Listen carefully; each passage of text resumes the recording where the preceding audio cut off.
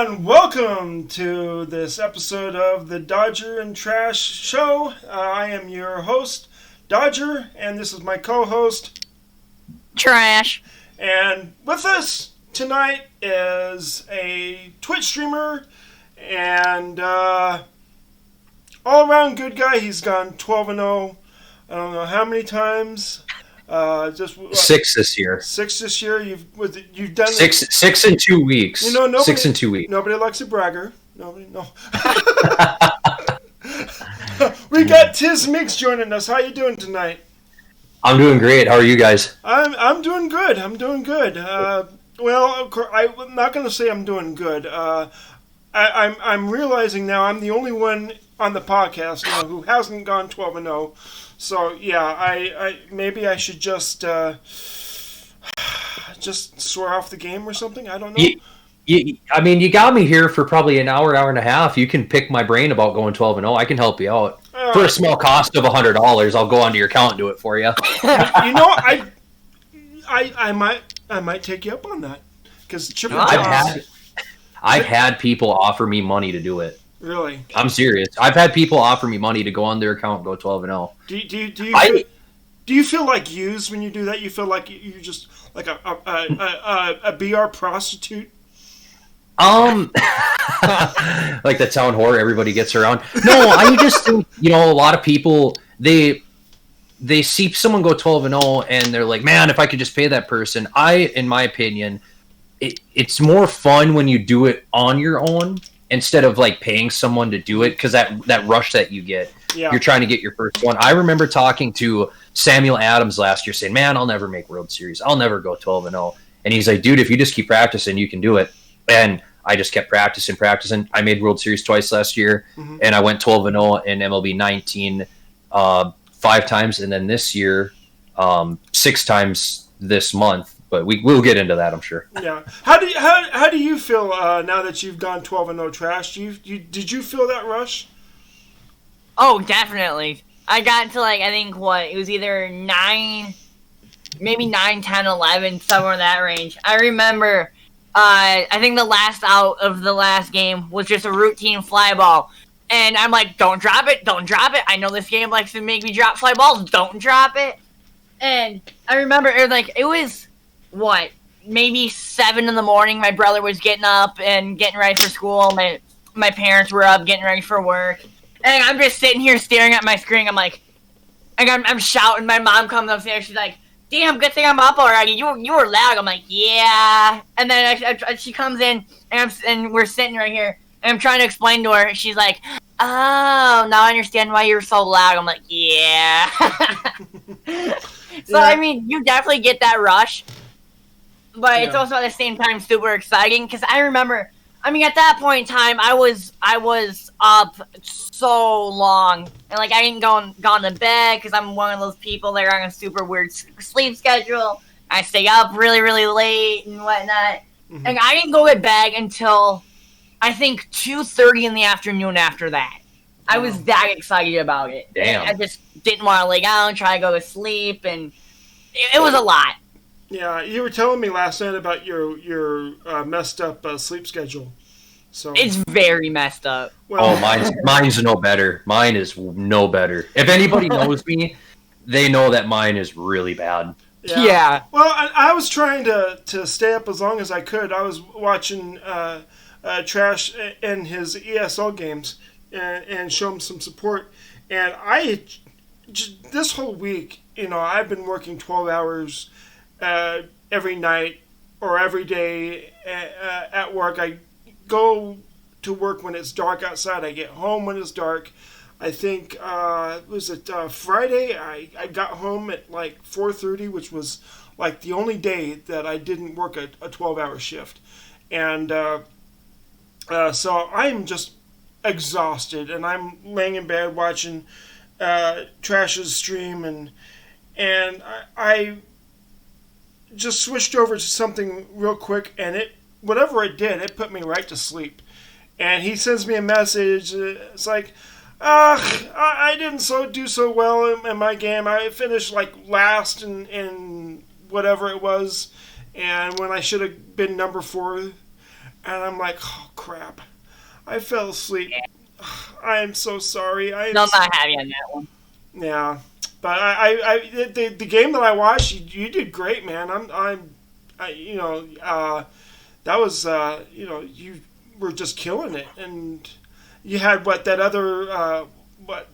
you had like another game that you should have won, but you didn't. What was? So I know you saw this game. The one game I lost 8-2.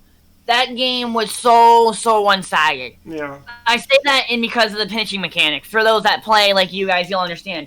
I want to say it was the live series Tony Cingrani. I'm throwing. No, I use pure analog. I'm hitting my spots. Well, I'll take that back. I wasn't hitting my spots. But, like, every good release was going down the middle. Mm-hmm. And then the next inning, then he decides to hit spots. So then the guy's just teeing off on me because they're all down the middle. But then I got confused because the next inning, then he decides to hit spots on good releases. Mm-hmm. So then that's just the game being inconsistent, and it ends up costing me. Yeah. Like I said, I finished 28th out of 28 that were in a way advancing. Mm-hmm. In reality, I should have went 6-0 and finished 4th. Like, that's twice now that I've gotten screwed out of 6-0. I feel like I've seen you tweet that a couple times. I feel like I've seen you tweet out you gone like 5-1, 5-1 didn't qualify. Every time, every time. Ever since my first 2, I've gone 5-1 almost every time. But then I question myself. It's like, well, if I can hit this guy at Hall of Fame, but then I jumped into ranked, and it's like I can't do shit. Well, then I kind of got that hitch or kind of that feeling. It's like, well, let me sit down and think about it. If you really think about it, ESL is literally just BR and Hall of Fame. Mm-hmm. You know? Okay, so then that got me thinking. If I'm going into ranked, I'm facing all these God Squads, all these 99s. So then after I thought that, I'm like, what if it's maybe their hit for 9s or their Ks for 9 being like super high? Because then you think about it, you're getting maybe silvers and golds, maybe even bronze pitchers in that. So then, yeah, you kind of figure out it's going to be easy to kind of tee off on everybody. So maybe that's it. I still haven't figured it out yet. But then it's like I hop into rank, and I stick at 803, fall all the way down to I think it was 630, and I'm just now hitting back up to 700. Okay. It's so frustrating. Yeah. But then you've got people out there, I'm not going to say names or everything, they know who they are and whatnot.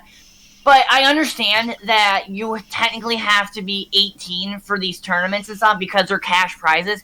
And I get that people will qualify that aren't of age, and I totally understand the frustration. But at the same time, I feel like, okay, if we're not old enough, why not just do the same thing just for the younger people, you know? Maybe not have cash prizes, but maybe have stud prizes like this one. Mm-hmm. I don't understand. I just feel like that ESL doesn't want to do that for other people, and they just want to keep it to 18 plus, which just makes everybody else frustrated that wants to play in it. And then they end up qualifying, and then they get booted out because they're not of age. Right. And I know a lot of people feel like that. So I don't play in the ESLOL, as I call it, the ESLOL, because I think it's just a joke, in my opinion. Mm-hmm. But I do agree with you on that. I think that let the kids play, let anybody play. If they can make some money playing, let them play. I don't think that there should be an age requirement, because we're playing technically an E-rated game. Anybody can play it. It's a baseball game.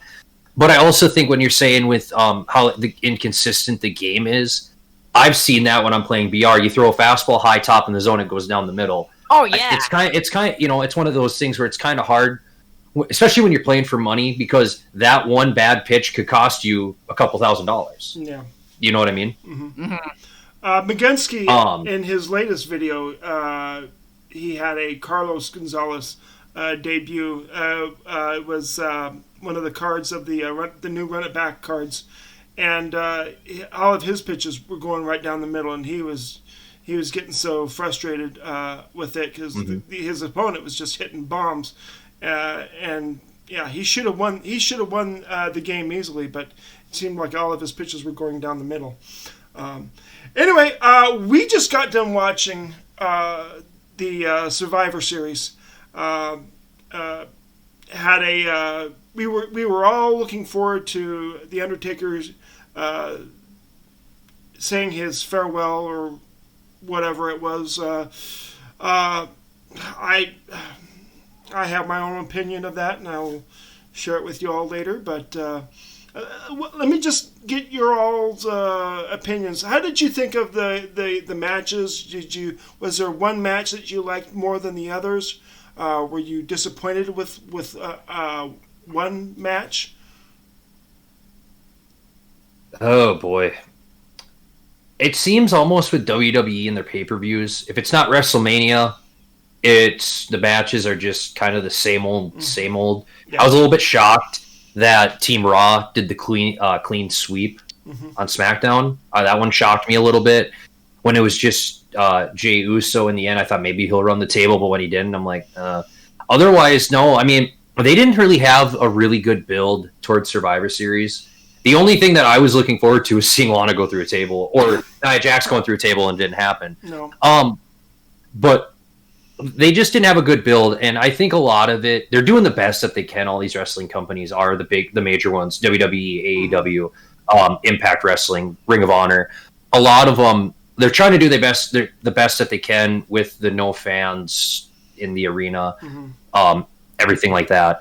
So this Survivor Series, and I follow a lot of people that are close to the wrestling industry. I talked to a lot of them, and a lot of them said, yeah, it's just going to be a so-so card, typical this, that, the other thing. And I wasn't really excited. The only thing I was excited for was Taker's farewell, and the farewell was him. He walked out. The entrance took about 4 minutes, does his thing, said that for 30 years, he's beaten everybody, laid them to rest. Now it's time for the Undertaker to rest in peace, and that's it. That's the end of the Undertaker. And I feel bad for him though, because he deserved to have fans there for them to show their appreciation. I think it would have took a lot longer for him to say whatever he was going to say.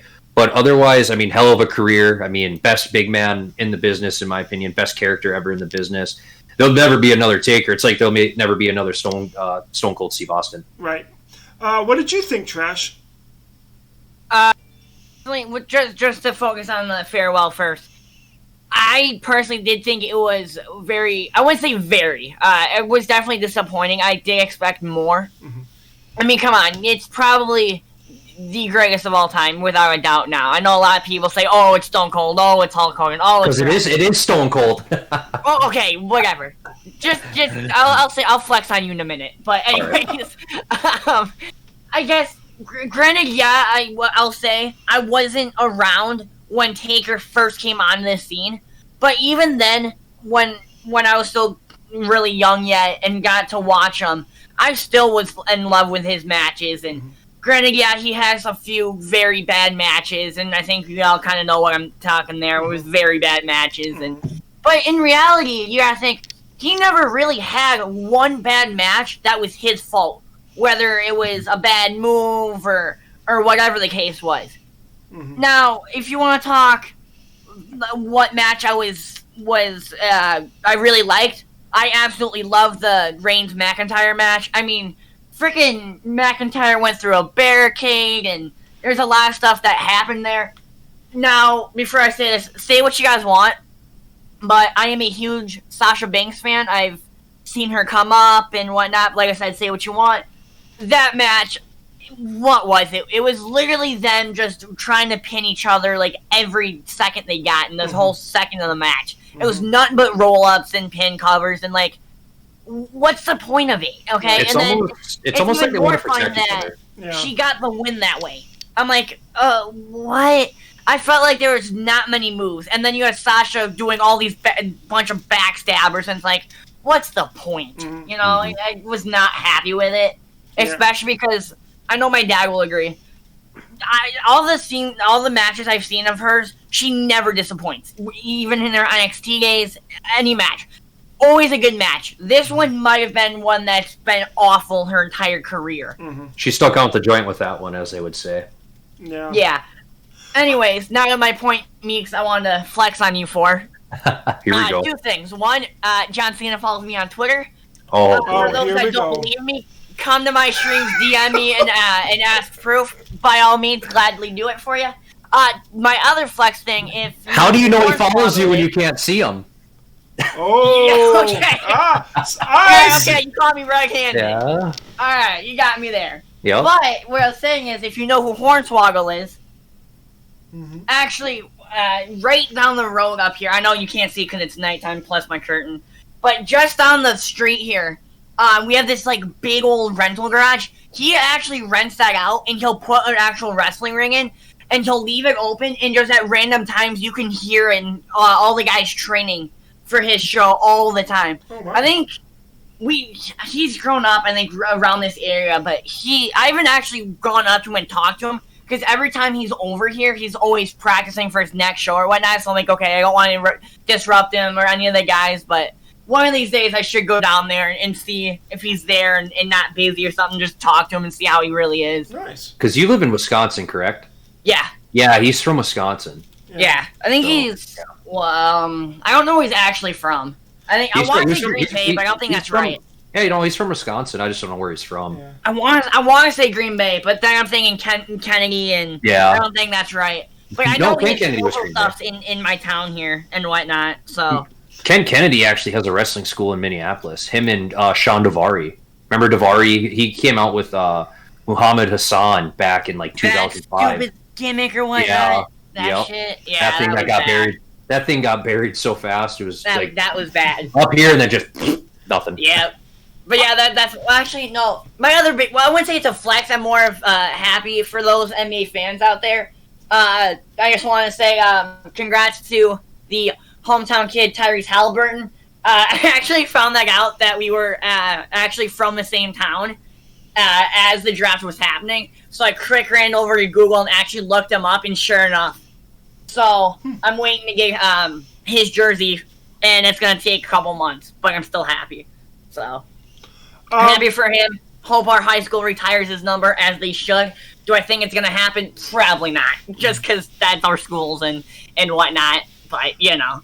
And to be fair, if you guys don't know, we have two high schools technically. He went to the more, I would say more known around the town. I mean, they're both equal, but that's the thing too, is in terms of sports, our high schools are supposed to be rivals. That's why I think every homecoming year we play each other and whatnot. But then the reality is, after that big game or whatever, we're back to being friends. You know, granted, we're from different schools, and then we play these big old football games and whatnot. I think at the end of the day, no beef that was going into that game or at that game is no longer. And it amazes me because everything's built up that we're supposed to be rivals and enemies, but in reality, we're just coming into to be friends as a community. Granted, yeah, there's people over there that we hate, and vice versa, but I talk too fast. I just think it's so stupid. But then you look at, like baseball in particular, nobody cares. It's always football and nothing else. Mm-hmm. And I truly believe we're going to be known for our basketball, but that's just me. Our football, okay, whatever. But and then I feel like our baseball's just slept on, you know, and it's like, whatever. Well, I just want to say that my favorite match, the match I really liked, was the New Day and Street Profits match, only because, and this is something you just don't see every day in matches or professional wrestling matches. You see the losing team or the losing tag teams actually congratulate the winning ones, and I thought that was a great moment with them, you know, shaking their hands and congratulating them, you know. I thought that was refreshing. Yeah, I think a lot of that, to go off of your point there, is when you have two babyface teams, you're going to see that, and they're likable. Obviously, New Day's been around for so long. Same with, you know, Street Profits. They've been up since this year, but they're still really good. You'd see something like that. It's not like, you know, Roman Reigns and Drew McIntyre. You're not going to see them shake hands after, you know what I mean. Right. Trash, acknowledge me as your tribal chief. I refuse. Come fight me, buddy. I'll give you these hands for sure. Yeah. and then the other match, yeah, I agree. I thought that whole Sasha Banks and Asuka thing was just a mess. They stunk the joint out. Yeah. And now I will say that, yeah, I am so disappointed with the Undertaker tribute, whatever, when he finally came out. Which I'm sorry, it seemed like took forever. It seemed like a good 5 minutes expired until he made his appearance, and it's like then he just says a few things and leaves, and like just like Trash was saying, he did he didn't choke slam anybody. He didn't he didn't really do much of anything. He just did his thing and walked slowly out, and I was expecting more. I was expecting, well, I think you Mix even said that it was really weird that the superstars that came out didn't stick around. I mean, they were just like they all came out, and then they didn't even get to shake Undertaker's hand or anything. I was like, what were they even there for? So if anybody is going to go back, and if they hear this and they're going to go back and watch it, there's like Triple H came out, Shawn Michaels, the Godwins, Godfather, JBL, the list goes on. They're all out there. They play a video package promo, and then Vince is standing in the ring, says something, and then that's when Taker came out. But I'm assuming that's just Vince showing the respect to Taker that he does deserve. I will say that. They all shook his hand in the back. Obviously, we all know that. Yeah. They're probably still shaking hands and hugging right now as we're talking. Just the respect to Undertaker. That's it. It's always kind of been like that. No one's really ever shook his hand on WWE TV, anything like that. Yeah. Besides on the documentaries that we've seen. So I'm assuming that was probably a Vince McMahon call. Damn it. Yeah. So yeah, just to respect the character, probably. Yeah, I understand that. Yeah. Yeah, there was something else I wanted to talk about, and I can't remember what it was. Classic Dodger. No, it was something about old school wrestling. We were talking about old school wrestlers, and I can't remember what it was about. The story that you were telling? I don't know. I don't remember. I can't. For everybody listening, we've been talking in this chat for probably a good hour and a half before this thing even went live. So we've been talking about a lot of stuff. Yeah, we were way past schedule. We're going like, okay, we'll start the podcast after this, and then the next match. Okay, we'll start the podcast after this, and then okay, well, we'll start it after the Undertaker. So we should have started during the Undertaker thing, knowing that was going to happen. We should have, yeah. Terrible. Yeah. If I think about it, I'll bring it up, but we'll go ahead and move on. So Rented Backpacks came out. I don't know how you all feel about this. I think here's my thing about it. We got these new Rented Back cards, and I think we got the was it 96, 97 something Carlos Gonzalez awards card. 96. And we got was a Luis Aparicio card. I can't remember what the other cards were. Got a Signature Series 97 Dennis Eckersley, Finest Josh Hader from last year, his 99. I was putting my thumb down like this. I shouldn't put my thumb down to it. I'm going to give the Hader thumbs up. I'll give Eckersley thumbs up. Rest, it's like, you know what I mean? Those are cards you'd want to have in like May, June. There's so many 99s out now. Yeah. You know, I mean, the only thing that you're going to use Cargo for is either BR, a quick debut for YouTube, or streaming, or just to have for an all-time team. You know what I mean? Exactly. And that was part of my thing. It was like, these cards, they should have been out in June or something. But I just don't understand why they're out now. I mean, everyone's got their God Squad. These cards will probably never make anyone's starting lineup except for a team build. And forget about a bench bat. Maybe, I don't know. Depends on your squad, I guess. But it's like I just don't know what SDS is thinking. I don't know. It's these cards should have been out a long time ago. it's just totally. I don't know. I think it's just it's an L for me. Yep. But I don't It's know. cool. It's cool, but it's like he got so many other cards. Like I Yeah. said, who's going to use Luis Aparicio over Fernando Tatis Jr. or a creative Exactly. player Exactly. or anything like that? Exactly. Who's going to use Cargo over Ken Griffey Jr. or Mike Trout or Mickey Mantle? Yeah. Unless you are a hardcore, diehard Colorado fan. Which shout out to Truman Nation. Yeah. I I think he was the one that went woohoo. Yeah, Okay. and it's cool. Yeah, I mean, heck, I was talking to somebody a couple nights ago. I was talking to Major Mangoes, and I said I would really love like a Joe Nathan Twins reliever card. Oh my gosh, he was so dominant in his day. Yes, That'd he be was. so cool.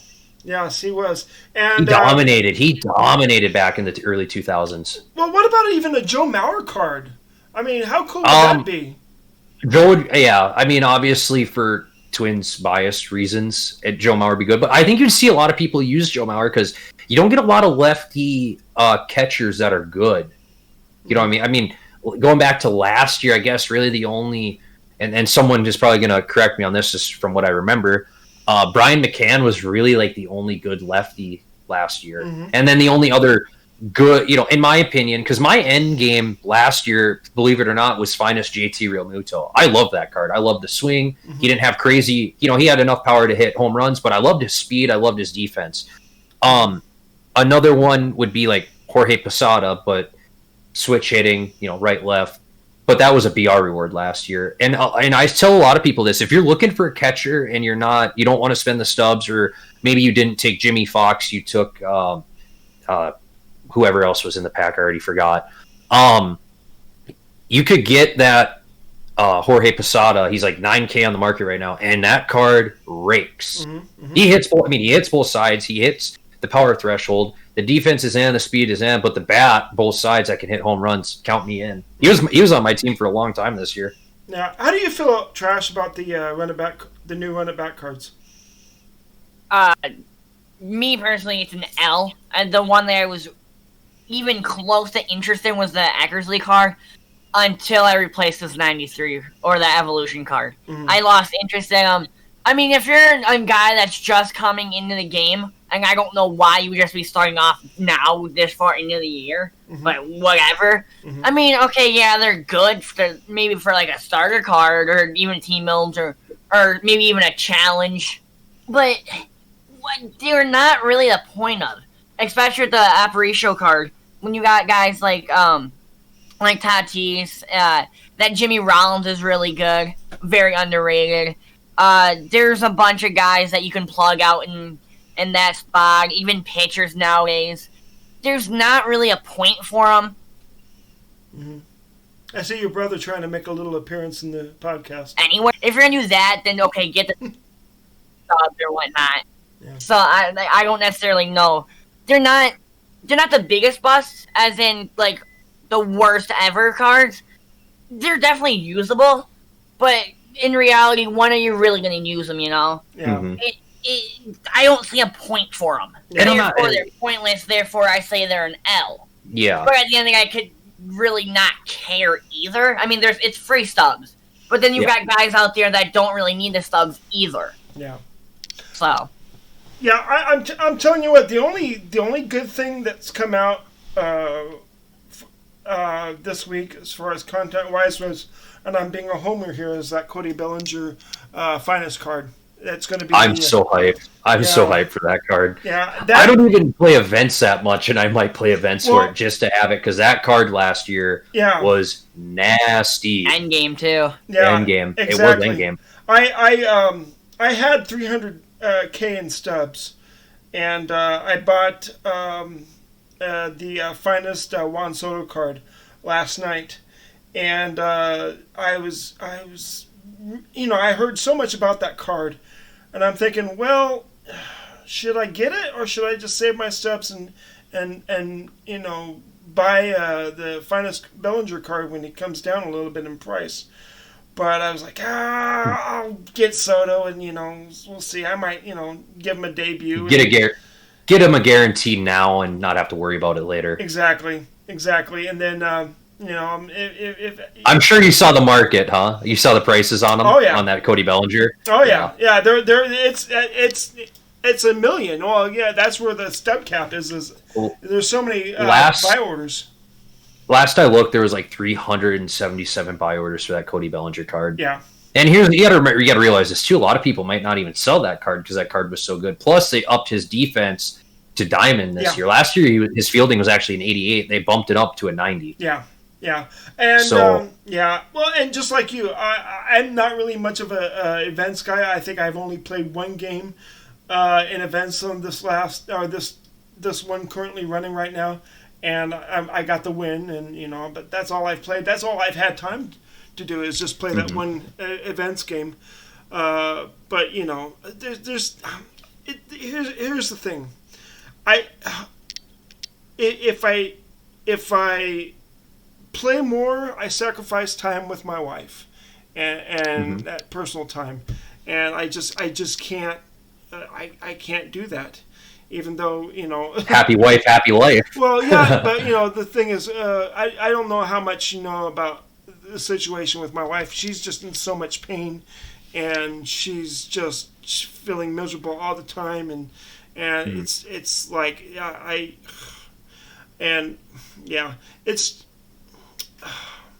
it's a kind of we were talking about the whole you were talking about how your mom won't let you go anywhere because she has asthma. Well, if I get COVID, God forbid that were to happen, I bring it home to her. That'll kill her because she takes she's like takes immunosuppressant medication or something like that. So but yeah, if I just, it's a weird world we live in right now. Is, you know what I mean? It's just so crazy. And I should say, I'm allowed to go places. I just try, like, if I go down to like my dad's or go see, like I am this week for Thanksgiving, go see my dad, go see my grandmother, or my grandmothers, I should say. That's not the big thing. It was like, just be careful where you're going, try to stay away from bars and stuff like that. Yeah, and I do, just that's understandable. I do live at home.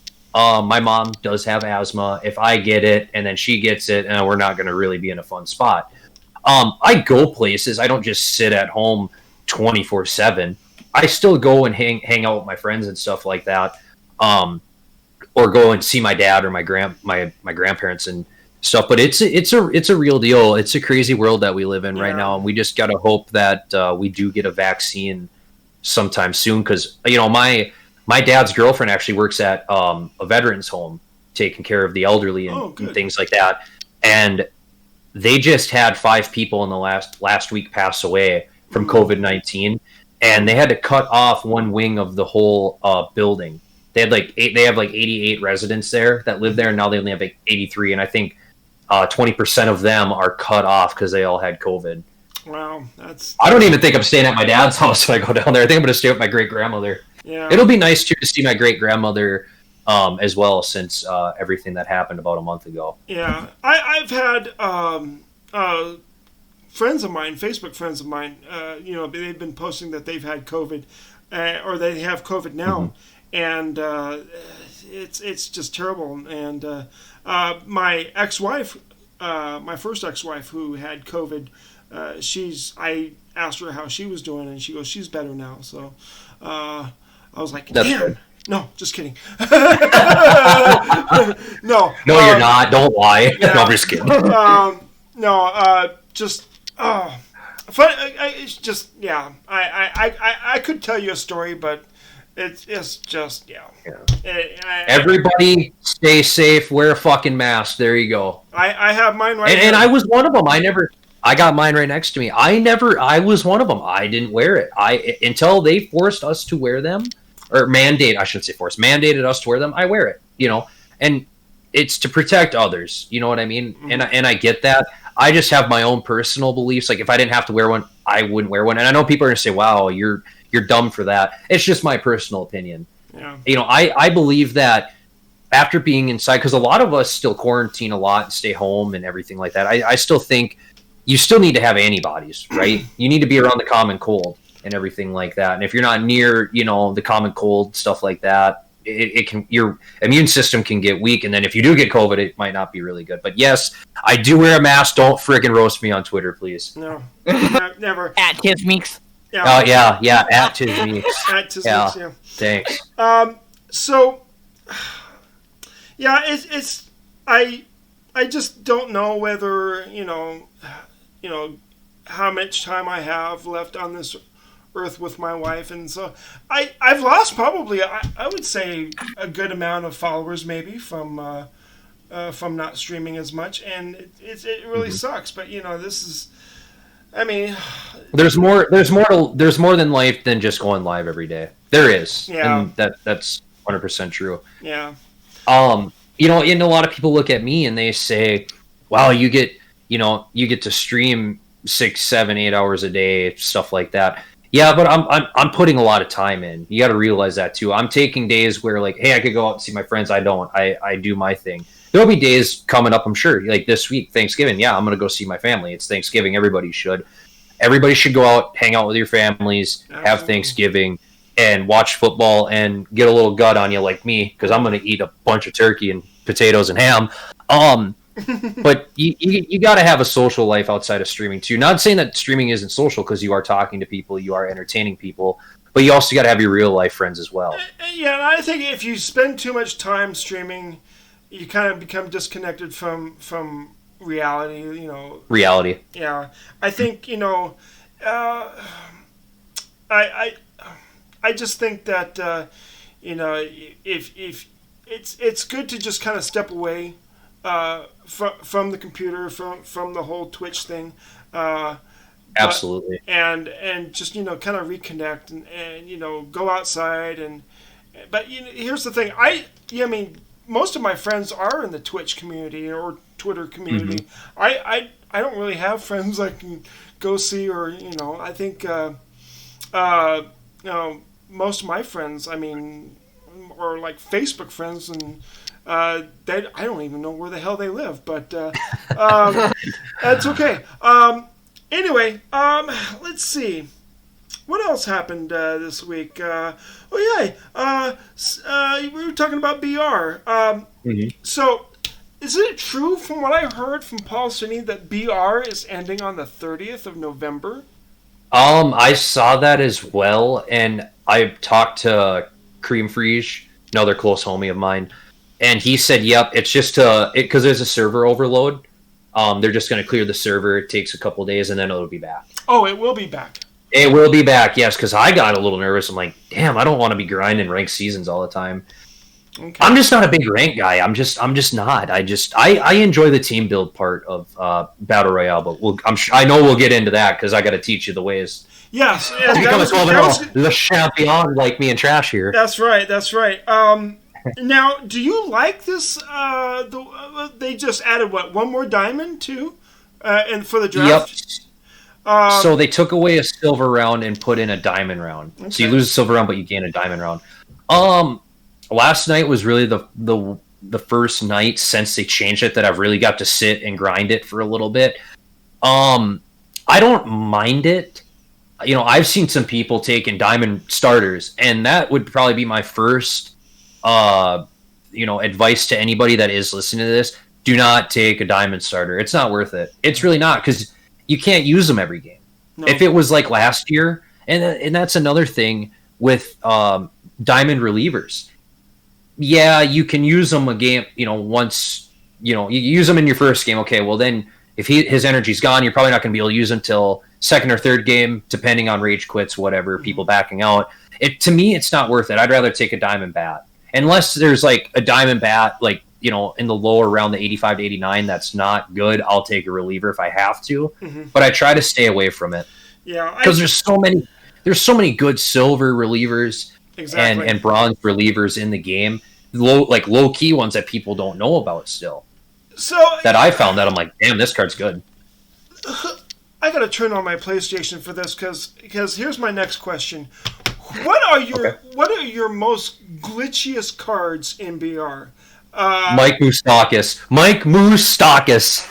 And everybody will know that. I love Mike Moustakis. Another glitchy card for me that I always take.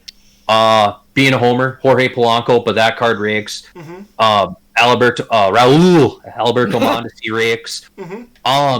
There's a lot of gold cards too in the game that have crazy power, like Adam Duvall, Will Myers. I hated Jorge Soler last year. Love his card this year. Anthony Santander, good fielder, switch hitting bat that hits power both sides in a silver round. You can't beat that, in my opinion. And then like for relievers, Aaron Bummer, he's been one of the best all year. Jake Diekman, I have like under 1 run ERA. I think last time I looked, I had like a 0.5 ERA and X amount of innings. I'd have to look it up.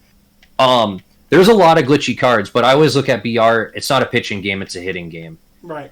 Yes, you have to have an inning where you can try to lock somebody down with your pitching, and it happens, and sometimes it doesn't. But that's where I always say home team is so huge in BR. To have those last bats, I mean, Trash has been in the stream, and he's watched me have last bats, down a run or two, and I can come back and win because okay, I don't have to pitch anymore. I just got to hit the ball, see the ball, and send it. That's all I got to do. And I guess I'm just thankful that I found my hitting, because I didn't play a lot this year.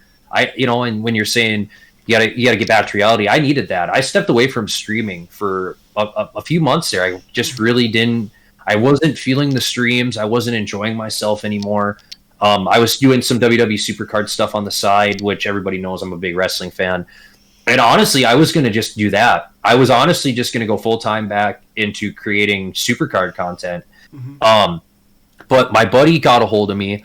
Shout out to Jester. I'm sure he'll listen to this. He said, try this hitting. Try this hitting. And I did, and I loved it. But then I switched it from basic for the inner to wedge, and I just use a wedge, nothing on the outside, nothing in the middle. And, I mean, 6, 12-0s in 2 weeks, I can't really complain. Wow, I'll have to try that because, it seems like I'm always on that outer rim. And and I don't like seeing anything in the middle, like those, the diamonds or the circles. I just like to be able to see the ball coming in. Last year, I loved last year's wedge PCI with just the wedge and then the one little dot in the middle. If there was one little dot in the middle, it wouldn't bother me, but I just use just plain wedge. Okay. What about you, Trash? Who would you say is your glitchiest BR card? So, I pulled up my screenshot from Twitter. Just want to focus on these 4 guys for a moment. Live Series Ian Happ, postseason Jock Peterson, Live Series Edwin Encarnacion, and the Future Stars Gavin Lux. Okay. Ian Happ and Jock Peterson, my 1-2 in my lineup. Ian Happ was hitting nothing but bombs in my leadoff spot. Jock Peterson was at least hitting bombs or at least hitting doubles every single time. And then you got Edwin, who's getting bombs and he's getting singles. And then that Gavin Lux kind of cleaned up everything. The Live Series Justin Turner, I flat out sucked with. Like his little leg kick, I absolutely hated. Same with the AJ Pollock. There's just that little leg kick I couldn't stand, and it always distracted me. I finally was able to get him going. Cole Calhoun Live Series didn't do much with him chilling there. Tommy Edmond Go. I keep saying this. Please, somebody tell me a better silver card to use in BR. I'm sticking to my gut, and it's Anthony Santander. Okay, fine. Or even Ian Happ, but still. And then the Live Series Manny Pena, very underrated, in my opinion, in terms of use. That man was getting on almost every time. I swear I was hitting like 470 with him. And for him being in my 8 spot, that's insane for him. Because then, like I said, going back to Happ was hitting bombs almost every time. So for him to have a guy on like Manny Pena almost every time, and just him coming up and clearing the bases, just helped me so much. And even the Live Series Nathan Eovaldi, I got 1 good inning with him, and it was just he was shut down almost every single time. I think the entire run he only gave up like 1 or 2 runs. And even then, I was like, I remember the one game, he gave up 1 run, and Ian Happ just came up and just tied it right back up. So if you can get cards like that you're good with, and you kind of have that that punch, like I was explaining, you're gonna be fine. Yeah. And that's what Ian and those 1 through 4 guys I was saying were for me. They were hitting bombs, and then we were setting each other up for everything, and it just slowly good hitting. And then you gotta have like your one decent starter that can get you through the first, and then have a good pen and get through the rest of the game. That's just a strategy that worked for me. Now it may not be the way for me, because it may not be kind of your tip that you want to give out, and that's fine. But it's not gonna work for everybody. I just was able to get a good draft enough to make it work for me. Yeah, and that's the best part about BR is that it's different for everybody. Everybody's got their own draft strategy. Everybody's got their own way of playing. My way is, I always say this: you want at least probably one silver starter that you're good with, that can be your go-to guy every 2 or 3 games. I would say you want a good bullpen, and then obviously you want, if you see a card, let's say Jimmy Fox. Let's just throw Diamond Jimmy Fox out there. If he's in your round and you suck with him, don't take him. Take somebody else, or just redraft. That's the best part. You can always just redraft. Yeah. If there's a card that I see that I don't like, and I'm like, okay, I need a shortstop. Okay, I don't get a shortstop that I want, or a third baseman, or so on or so forth. I'll just redraft, because there's just no point for me to play it out if I'm not going to enjoy playing with that team. Right. That being said, there's been a couple teams that I've played with where I'm like, I didn't think I'd go 12-0 with this team, and I did. I had Craig Biggio on my team, and I will tell you, he sucks at second. He's terrible. He got the worst jumps at second base I've ever seen in my life. It was ridiculous. I'm like, I wish I had somebody else that could play second so I could put him behind the plate, because Mike Moustakas was getting to more ground balls than Craig Biggio was at second. And Mike Moustakas has like bronze fielding and like 28 speed. Yeah. But it's just different for everybody. And especially now with another diamond round, you really can decide, okay, that 85 to 89 round, if you see a Aroldis Chapman, are you going to take the heat? You know what I mean? Do you do it? But you got to realize you can't use them every game. You got to try to get a rage quit your next game, or not use them, and you could run up against somebody that just puts up 10 on your forehead in the first inning, and there's your run. You know what I mean? Yeah. Me personally, I will take a gold reliever if there is one, like a really good one. Chris Martin from the Braves. That card's got everything you want. He's got fastball, sinker, cutter, slider, and I think a changeup.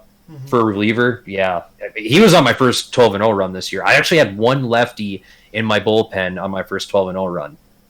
Just one, but I was just pitching really good. The glitchiest card for me, and I just pulled this up, and a lot of you, I'm sure, would not even think about this card being a glitch at all, but Bronze Pet Valaika.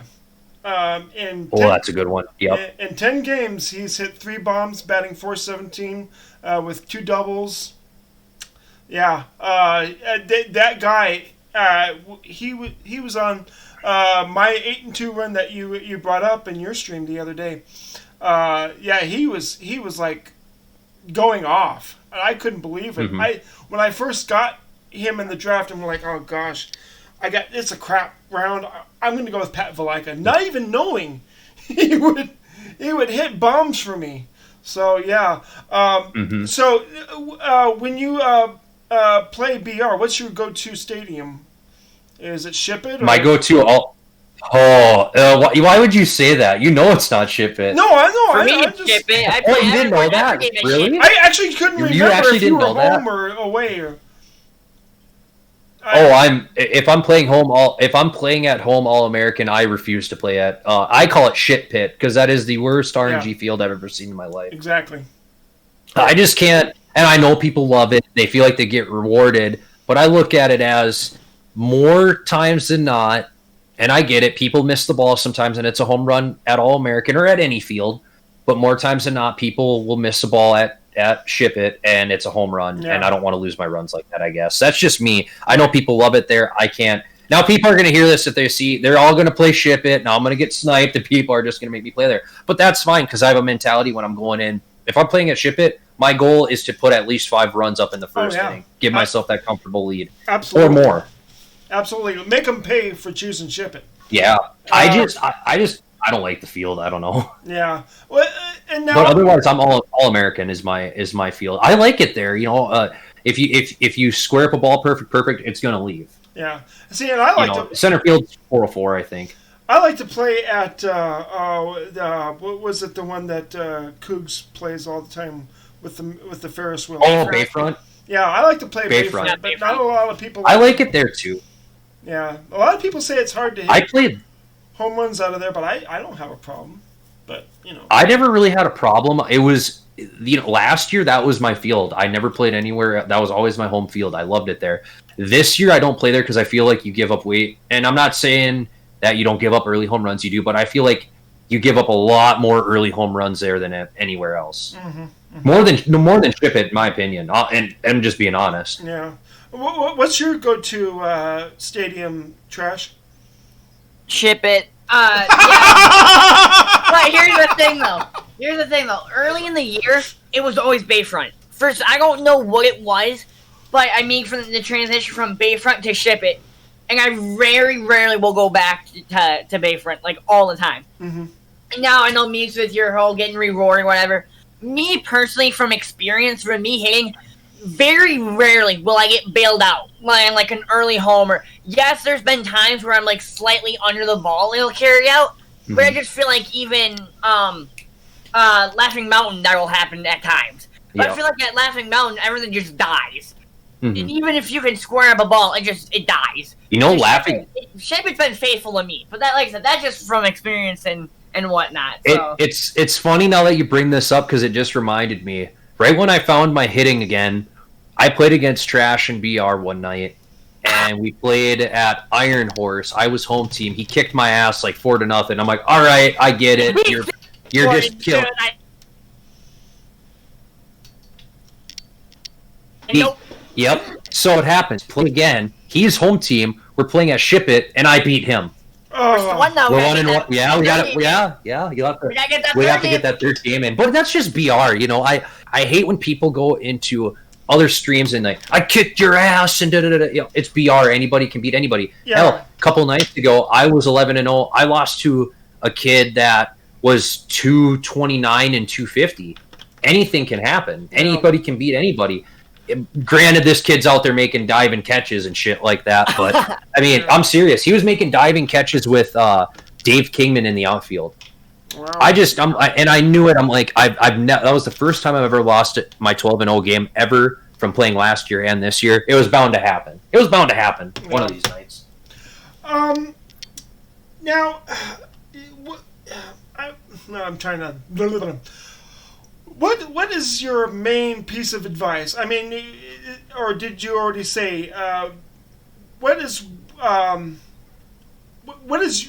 your number one tip or top 5 tips for going 12-0 in BR? I would say I'm not going to put this in any order, but I'll name off 5. Draft a team that you're comfortable with. Draft a decent bullpen. Don't get startled in games if you go down early because anything can happen. Just practice. A lot of practice. The old cliche, practice makes perfect. Well, if you want to go be perfect in BR, you got to have a lot of practice. You know what I mean? I mean, I've played against players. Like I said, I've beaten guys with the 10 times banner. I've lost to people that have never gone 12-0 before. That's just BR. It happens. And another one, just try to find tendencies. Okay, if I throw a fastball and they crank it, okay, I'm not going to throw a fastball there anymore. I'm going to throw it maybe a little bit. I'm going to throw it away, maybe a little outside. I'm going to get people to roll it over. And just have I'd say bullpen is a big part of it, but you want good hitters too, and hitters that you're comfortable with. Right. Don't take hitters that you're not good with. And it changed now because they added that extra diamond round into BR in 85 to 89. But it is cool. I will say this, it is cool because you get to use some of those face of the franchise cards that came out at the beginning of the year that you haven't seen in so long because it's only been, the 90, I think it's like 96 to 99s and then 90s to 95 diamonds that you've been using pretty much since I'd probably say June, July. So it's cool to see those cards again. Some of those glitchy ones. Ozzy Albies, face of the franchise. Byron Buxton, face of the franchise. Yohan Moncada, a lot of them cards. But like I said, a lot of people don't know. That's another one. Set your lineup right. Don't mess up your lineup. If you have, let's say, Mitch Garver Byron Buxton's leading off for you, right? A lot of speed. And you have Yohan Moncada. Don't bat him behind a lefty, bat him behind a righty. Because no matter what, he's always going to have that platoon advantage, and he hits better against righties if there's a righty on the mound. Yeah, it's a coin flip, but most of the time, you more than likely, a lot of people start righties in BR than lefties. Always bat your power, a guy that's got more power against like a righty or a lefty behind that said righty or lefty. And also, in my opinion, I don't start relievers out of the pen until I'm 9-0. I never start relievers out of the pen until I'm 9-0. That's just, it's always worked for me. People don't have to take that advice, but I feel like you tear apart your bullpen by starting relievers in your first through 1 through 8 games. You know what I mean? Yeah. That's just my opinion. I know it works for some people. It doesn't work for me. No, Trash and I always have this question that we ask for our guests that come on who happen to, whatever team that they are fans of. What is your, or I should say, what was your, let me try that again. All right, okay. Tell me while you're thinking about that. This man, Trash is a Vikings fan, and he's wearing a damn Dak Prescott Cowboys shirt when we freaking lose to the Cowboys today. Yeah, I know. I saw that. What the hell? What the hell is wrong with this man? Well, and the thing is, he's from Wisconsin. I mean... Yeah, and he's from Wisconsin. Those three things just don't add up. So I was born in Wisconsin, and I would never wear a Green Bay jersey. No. Hell, you find me wearing a damn Cowboys jersey, we really have an issue. I don't know. Anyway, what was one player that you? Chewing is bad, kids. Don't do it. Don't chew. Don't try this at home, kids. Don't try this at home.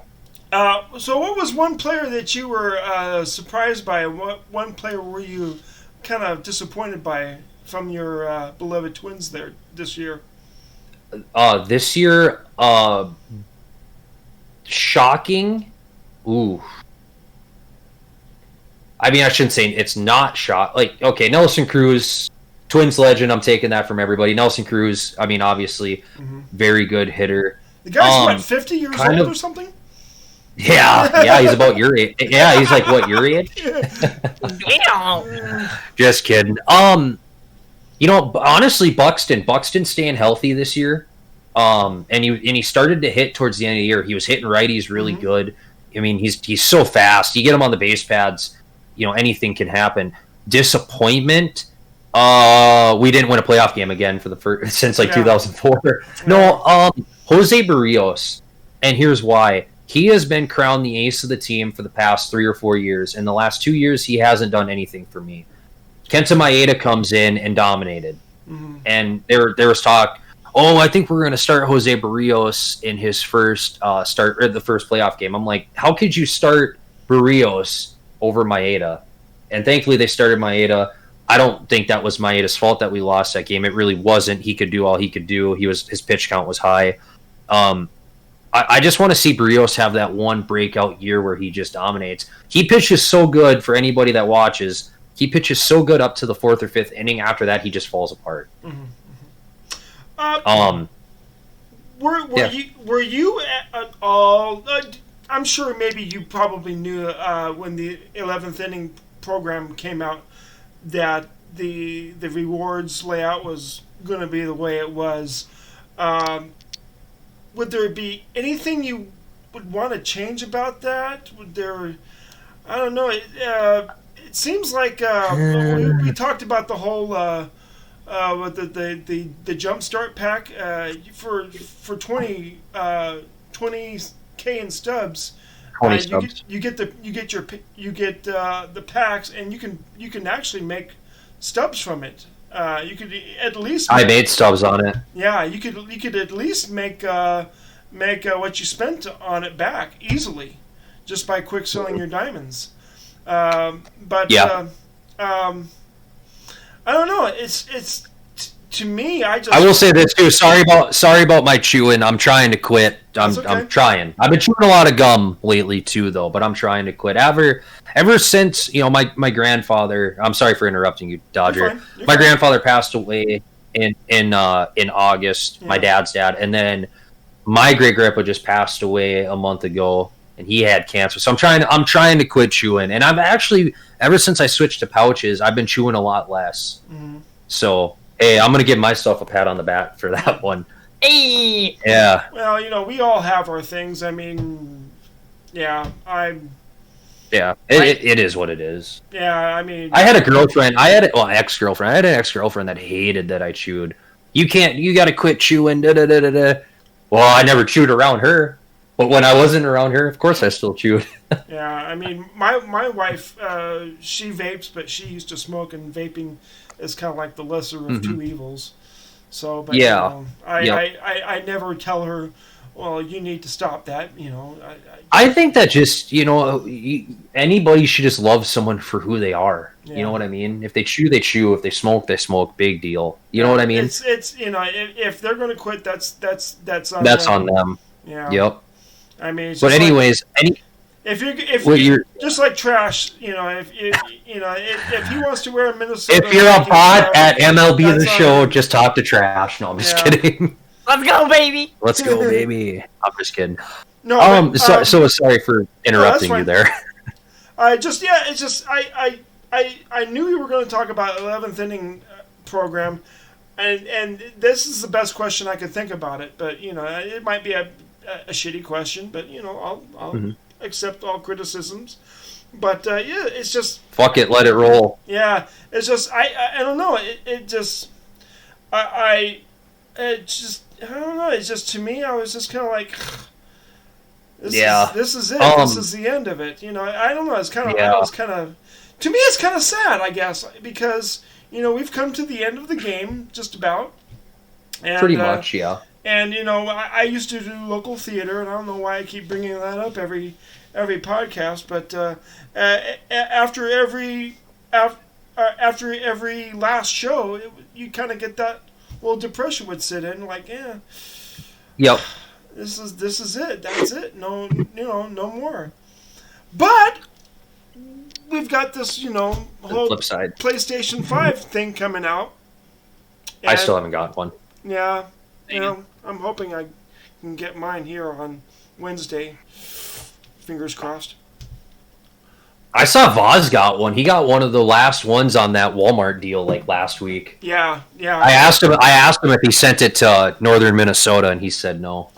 Well, my buddy Benny No got one because Bobby Crosby got him one. That son of a gun. I wish I had rich friends.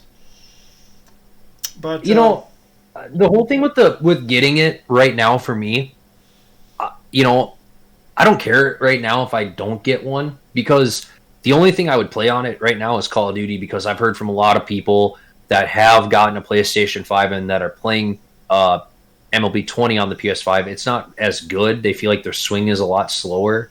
Oh, really? Cream was saying that. Yeah, a lot of people were saying that. I was talking to Cream about it. He said, yeah, he came back to PS4 because he just wasn't hitting right. He's like, my swing feels a lot sore and I'm always late on everything. Well, and Cream's a good player. We all know that. He's one of the best, absolutely. best players out there. Oh, yeah. And yeah, for him to say that, I was like, damn, I don't really care now if I don't get one until March. I just can't wait for the day that I can just walk into the store, buy one, and leave. Yeah. Instead of playing roulette on a computer to get one. Yeah, I have the first generation PS4, and I don't have the PS4 Pro.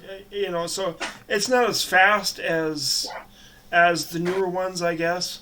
And so I would like to at least try the PS5 to see if maybe I can hit better, or because I've heard from some people that it has actually helped them hit better, and it looks better. Maybe for some people it helps, and some people it doesn't. Yeah. Yeah, maybe. You also got to remember, too, that MLB 20 wasn't made for the PS5. It was made for PlayStation 4. Right. So that's the big thing on it. When you're saying, like, OG play, I have a PlayStation from when I bought Black Ops 3, I believe. I bought the bundle that came with Black Ops 3 because I was mainly on Xbox since Modern Warfare 2. I was always on Xbox, and then my parents got divorced. I moved, and all my friends in my new town, none of them played Xbox. All of them played PlayStation. My best friend Neil said, "Damn it, you need to go get a PlayStation so we can all play." And I'm like, "Yeah, I don't know. I literally just got an Xbox like a couple months before for Christmas. I was probably 18. I think I was like 18 or 19. I just got a PlayStation or an Xbox One. I'm like, yeah, I don't know. I just got this as a Christmas gift. Oh, come on, man. You're not playing with any of your buddies, and your buddies play. Go buy a PlayStation. So I'm like, yeah, what the hell? Why not? And now that I'm on PlayStation, I'll never switch back to Xbox. Feel that. I got a long story on that one. But I totally agree with that. It's so crazy when you don't play, because I was PlayStation 1, PlayStation 2, Xbox 360, Xbox One. I never played the PlayStation 3, and then I'm back on PS4, and then we'll be on PS5 again. Yeah. Yeah, I've only had an Xbox 360, and the only games I had for it were was it Gran Turismo? Gran Turismo? Yeah, that sounds about right. Yeah, that sounds about right. Or Forza? Yeah, it was Forza Motorsports. That's right. Forza, yeah. Forza Motorsports, and I had the Kinect. I think we had like the Kinect Price is Right game, and because that's what my wife at the time liked. But I didn't really get into the. Well, maybe I had Black Ops. I don't know. Maybe. I can't remember. It's been so long. But I don't even have it now. My kids took it because when I got booted out of the house, they were like, "Okay, that's ours now." Like, I bought that thing. I bought that damn thing. Yeah. And like, give me $500 and you can fucking have it. That's right. But anyway, so I've always been a PlayStation guy because of the fact that the show's been on it. It's the only way I can play the show because I love the show. I played it, since it was on the since they SDS came out with it on the first PlayStation, I think. But it's going to be an interesting year with it being on Xbox. And it's really going to be interesting. Are you thinking of maybe trying it for the Xbox too? Or no? No, I don't think I'll ever switch back to Xbox now. Because like I said, still a lot of my friends that are from where I used to live and where I graduated high school from, they still play PlayStation. My buddy Neil has been calling me every day. Did you get a PlayStation 5 yet? Did you get PlayStation 5 yet? I'm like, no, Neil, I have not gotten a play. Yeah, neither have I. He told me he had his damn girlfriend sitting on Walmart all day trying to get a PS5. Oh, wow. Well, he was at work. She's just going to school right now, and he's like, yeah, she's been trying all day and just can't get one. And yeah, I don't know, man. I just really want to get one. I'm like, you might as well just wait until you can walk into a store and buy one. But no, I'll never switch over to Xbox. It's going to be interesting though, to see. In my opinion, I still think that a lot of people that have been on the show for so many years, they're not going to be on Xbox. So a lot of these Xbox players that are going to be, if they do crossplay, I'm sorry, I'm just throwing it out there. I feel so bad for them because they're going to get mollywopped by a lot of people because they just haven't played it in so long. You know what I mean? But I do believe that a good majority. Oh, go ahead. I do believe that a good majority of the people that do play already on PlayStation are sticking with PlayStation. I'll throw names out there like, your friend Kyle Magunski, Sam Adams, a lot of the top tier players, content creators, a lot of us, we're not going to switch over to Xbox. We're going to stick with PlayStation. Yeah. But it makes me wonder if they are going to do crossplay for it. Is it going to be fair for a lot of, some of them, there's going to be good players that come out of Xbox. I know that it's going to happen. But are there going to be a lot of players in the beginning that are going to get destroyed by a lot of people that have been playing MLB The Show for the past, 5, 6, 7 years on PlayStation? Yeah, if it is cross-platform. Yeah. And I heard on Cougs's, he streamed last night or yesterday that somebody in chat asked him if the Xbox was going to be faster than the PS5, and he said, "Yeah, on paper, technically, the performance of the Xbox is it X series? I don't know the new Xbox. I believe so. Yeah. Yeah. He said on paper, technically, it is faster performance wise, but if the normal person probably wouldn't be able to tell the difference. No. So, but yeah, I'm okay with crossplay and kicking the crap out of somebody, because usually I'm on the other end of that spectrum. I'm the one that's getting the crap kicked out of me. So yeah. Now if you lose to an Xbox kid, now we'll really have to roast your ass. And here's the thing. Yeah. I'm not saying that those players are going to be terrible. I just, for the first couple months, I'm assuming, they're not going to be on the same par as a lot of people that have been playing the show for the past couple of years, because I didn't play the show until last year. I was actually watching my friend Tupac Thug Lord. He's a Call of Duty guy. He was playing MLB, and I'm like, damn, it looks fun. I could buy that right now. I was where I used to work. I worked at a ski resort. In the wintertime, it's a ski resort. Summertime, it's golf course. Well, every year you always got like a month and a half, 2 months layoff somewhere in that area, just for the snow to melt and for them to get everything set up. So I was laid off, and I'm like, well, heck, I'll buy that and I'll play it. And don't get me wrong, I sucked. I sucked. I didn't know what the hell I was doing half the time, but I just enjoyed it because I love baseball. And I really felt, honestly, I fell out of my love for baseball for a few years there. Just, I don't know what it was, but last year my mom and stepdad got divorced, and baseball was my outlet away from dealing with all that bullshit. And it brought me like happiness again, because I look at it, parents divorce, it happens, it sucks, but then you get a step parent that has a big inspiration on your life, and you get along with them, and then now your mom or dad, whoever, they're getting divorced. That sucks. It sucks. And thankfully I still talk to my old stepdad. Still to this day, we still are in touch and we talk. He's doing good, got a girlfriend, good for him. But I really look at it like last year brought my love back for baseball, just because it got my mind off everything. And watching it, last year I probably only missed 10 games, maybe, because I was at work. But otherwise, no, I've just been hardcore back into it again. Yeah. Which I'm thankful for, and it really made me enjoy it a lot. With the 12-0s and everything again, and playing really well. It reminds me in a way of my grandpa that just passed away last month, because he's the reason why I was such a big baseball fan in the beginning. You'll remember Dodger, like I said, Joe Nathan, Michael Kadire, all them guys. I grew up watching them guys play for the longest time. Joe Mauer.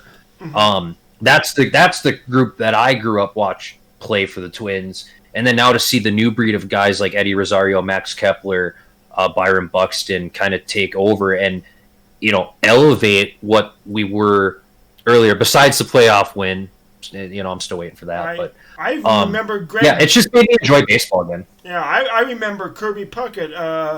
I remember Ken Herbeck. Greg Gagne. Yeah.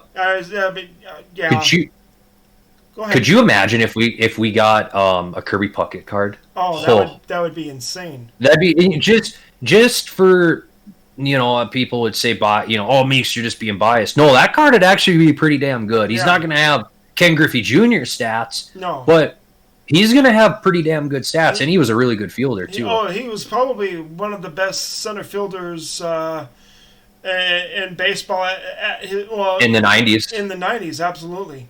Yeah. Now, there was a question I wanted to ask. Blah, blah, blah, blah, blah. Where was it? I had it and I lost it. If you're going to say what's up, I'm going to say my stealing. No. Same. No. My jokes. Gosh. Man. I'll think of it. Doggone it. I can't. I really need to write these things down. This is the best part about the podcast. We just wing shit here. Yeah, exactly. Oh, always. Yeah, I mean, nothing's nothing's like pre-recorded, nothing's No. even rehearsed at No. that. This is all raw stuff. Yeah. No, when I'm fumbling for words and stuff, it's probably one of the most exciting, intriguing parts of the podcast. This is what people tune in for. No. Yeah. Well, they should. Yeah, see, I'm not a homer at all. So you look at my... No, not at all. Yeah, no. No. I just want to throw this out there for all my Dodger fans out there. The only reason why you won a World Series is because it was 60 games. Oh, shut your fucking ass up. No. Actually, you know, so I was supposed to get my Dodger license plate frame on Friday, and it never came. And then all of a sudden I look on the tracking information, and it says now was it delivery pending? I'm like, delivery pending? What the hell is that supposed to mean? And I'm trying to get the... Well, yeah, I'm trying to it's get a lot of it, you know, Yeah. everything going on in the world. You know, Yeah. everything's so... You know, my mom works for the post office, and she actually has Canadian... Where she works, she's like... She can take a rock and throw it across the wall, you know, and hit Canada. That's how close her office is to Canada. Wow. And she has a lot of Canadian residents that have a post box in the United States because it's actually faster for them to get their package if they have it sent to that said post office in the United States than over to Canada. Huh. But right now, if any of them come across the border and go back, they have to quarantine for 2 weeks. That's crazy. Just even if they're going to grab the mail. But that's just only because packages, you know, regular mail, stuff like that, gets sent to them at their own P.O. box up in Canada. But if they are ordering, let's say, a monitor or something like that, it's actually faster to get it in the United States than it is to have it go over to Canada because they have to check it for obvious reasons. Right. Well, So, I have this routine every weekend. Mhm. I go and get breakfast for my wife and get our drinks from. I don't know if you're familiar with Dutch Brothers. They're a coffee or energy drink chain in the Northwest, and they kind of branch down to the Southwest a little bit. okay. No, we don't have that over here. Oh yeah, they're so nice there. They got they're very friendly. They got the I got a best people story that for you work after there. this. Okay, so I got a story for you after this. So I go. I take our pooch, our big 50-pound boxer beagle dog, and I take him for a little ride because they give him a little pup treat and stuff, and he loves that. And so we go out the door, get in the car, get the stuff, come back, and sitting in front of the door is a box. And I'm thinking like, well, that's weird. I didn't know FedEx ran on Sundays. And sure enough, it was my license plate frame. So like, great, I'll go put it on later, whatever. Go put it on. One of the things come off of the little plastic Oh, boy. screws come off of the back of my car to fit the license plate. So it's only being held by one screw, and I'm like, well, that's not going to stay. Not gonna work. And like, how the hell am I going to do it? Or like, where the hell am I going to get a little plastic thing? I can go right down to Lowe's here, and turns out that they have them right there at Lowe's for like $1.70. Perfect. Yeah. So I go down There to you go. Lowe's, and I'm like, okay, I ordered it online. Fine, I'll go pick it up, whatever. And I'm waiting, and it's not in their system yet. I'm like, do you guys not want me? Does God not want me to display my Dodger license plate frame proudly on my car? I mean, come on now. No. All these signs are pointing. No, you're not going to do it today. So, Hey, enjoy it now because you won't win another one for another 30-some years. oh, hey, if you know what, if we get Arenado, then I think That we're would the be. I favorites. heard that. That would be something. That would, Oofta. that would be something. Oof. That's a Minnesota thing for everybody out there. Oofta. Oofta, yeah. Oofta. Oofta, yeah. I've actually Oofta. heard that. What? And so yeah. Anyway, long story short, it's on the car now. Thank God. Anyway, that was probably people are going like that was the stupidest story I've ever heard. I thought it was funny because I've had stuff shipped, my address, whatever, and they'll drop it off over at the neighbor's house. Oh, And I'm like, how do you fuck that up? Yeah. You don't know what could be in there. You know what I mean? Anything could be in there. I mean, you think anything could be in there. And if they see this, and imagine if they don't look at the package. What if they just open it? There could be something in there that they don't want to see, or it's not there. You know what I mean? Yeah. I just don't get that how they mess that up. Well, thankfully, I've never had anything that I've ever ordered here is like Stream equipment, and that's it. Well, and plus, I also signed up for text alerts, so I'm supposed to be notified by text when it's delivered, and I never got one notification. So someone's getting fired. Yeah. So we'll find them and beat their ass. So I go home and I eat my breakfast and I have my little energy drink. And okay, so what did you have for breakfast? So that's the question. I had 2 sausage and egg McGriddles from McDonald's. Ooh, oh, yum. Yeah, yum. I love the McGriddles. So I eat breakfast with my wife and she's doing her thing and I'm like, I'm bored. I'm going to go stream for a little bit, And she goes, okay. So I got my stream going, playing the game. I cannot get past the Extreme Showdown, and that was one of my questions for you. I'll have to ask that here after the story, or after you tell me your funny story. I get this email that pops up on my window or on my display there in the corner. Boop. Your package has been delivered. I'm like, no shit! No shit! Oh, man. So, I want you to ask me your question first so you don't forget, and then I'll tell my story for you. So have you gotten past the Extreme Showdown? And if you have... I did the showdown the first day. You did the showdown the first day. So, do you have the... Lou Gehrig card, because that is like one card I don't see very much of anybody using it. I don't see Magunski using it. I don't see Cougs using it. Not in any of their videos. I don't see any of the other streamers using it. It just seems like... go ahead. Oh, sorry. No, I do not have the Lou Gehrig card. I did the showdown and I didn't do anything else. I did a lot. I got a lot of the packs from the Conquest, but I didn't finish it. I heard from a lot of people, and Lou Gehrig last year. That was one of my favorite cards from last year. That card it just hit everything. It was ridiculous. I heard from a lot of people this year that his card wasn't as good as last year's. I don't know if they messed with the swing. I don't know. I look at it like this: so you can get pissed off at Extreme, the whole program, the whole Extreme program, or you can grind out 8-9 hours. That's probably how long it took me, 8 or 9 hours of the Babe Ruth stuff, and probably get a better hitting card anyways. Well, yeah, and that's... I don't even want Lou Gehrig. The only main reason I wanted to play Showdown for was to try and get that Christian Yelich card. That card rakes. Yeah. That card's a home run machine against righties, in my opinion. Yeah. He probably hits a lot against lefties too. I probably hit one against lefties. I just don't remember. Yeah. Yeah, remember, I don't play a lot of ranked. I'm just not a big rank guy. Yeah. I do play it from time to time. I do, but I just, like I said, I like the team build part of BR and trying to win 12 games in a row and stuff like that. Yeah. I guess I'm just a whore for Chipper Jones. I like giving Chipper Joneses out to people for 1 million stubs at a time.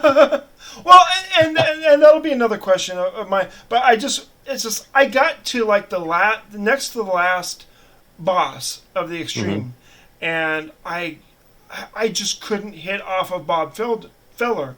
I know you got to look fastball, and I am like, I can look fastball all day long. I still won't be able to hit the damn ball. So anyway, I failed it, and then of course you had to go back, and I couldn't even get past the third boss after that. So I just got so frustrated. I was telling people, I was like, you know what, I'm just gonna have to step away from the game because I'm just getting so frustrated and heated. And yeah, when I'm that way, I'm just trash. But I might be trash anyway. But Outlier changed the game, in my opinion. Outlier changed the game a lot. Yeah. Because if you're going against, let's say, Clayton Kershaw, you go against him, He doesn't throw 102. He throws his fastballs around 95, 96. Well, then someone brings in, let's just say, Aroldis Chapman. Now he throws 102. It's different. You got to be a lot faster. Yes, but I will say this: it needed to be done in a way because these cards do throw 102 miles. Chapman hits 100 consistently, 101, 102. So it needed to be done. But anyways, sorry about that. What was your question? No, you're fine. We kind of interrupt each other here, but it's all right. That's okay. How do you feel about that Chipper Jones card? Do you like that card, or have you used it much? Card. Yep. I used him in BR first. Loved his swing. Feels the same, pretty much like the same off of his 94. And then I know some people think like they switch. And sometimes they do switch the hitting and everything like that. It feels like the same card from last year. My most recent ranked game, though, damn Chipper, I went 0 for 4 with him. Me and this guy both had Jacob deGrom on the mound, and it was literally a 102 fastball fest the whole time. Just blowing it by each other. It was just insane. Because sometimes he would go 102 to the, he'd go fastball slider, maybe a changeup, maybe a two seam. Well, I was basing mine off of two seams outside, then going inside with with the fastball, and then a sliders outside, trying to hit changeups in the bottom corner against lefties.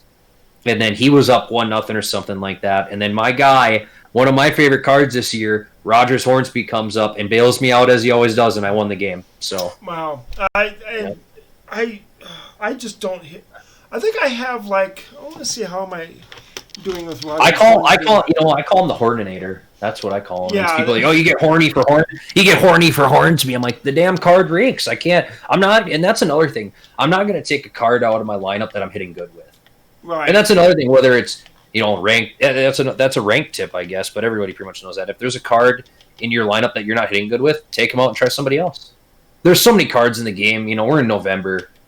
There's so many cards in the game now where you can just you can switch it up and everything. Yeah. Like Corey Seager. Corey Seager's card rakes. Yeah. Oh yeah, I love that. I hit a bomb with Corey Seager in my ranked game with him today. I'm batting 154 with Rogers Hornsby. The 99. Oh jeez. Yeah. Yikes. Yeah.